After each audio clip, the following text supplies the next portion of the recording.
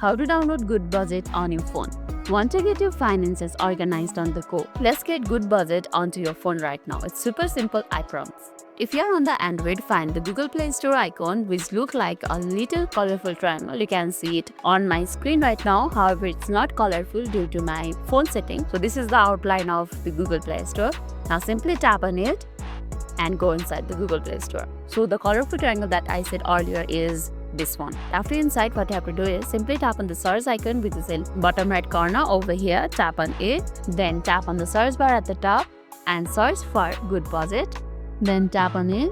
Okay, now you will see the Goodbudget app right at top of the results, and this is how your Goodbudget app should look like. Now simply tap on app and go inside the app page.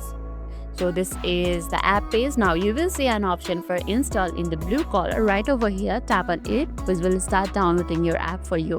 And once it's downloaded, you will see an option for the open. Simply tap on it and get started with Goodbudget. And that's how you can get Goodbudget on your phone, ready to take control of your money. Let me know in the comments if you have any question. That's all for today's video, and if this video made your day a little bit easier, don't forget to like and subscribe for more amazing tips. Thanks for watching and see you in the next video.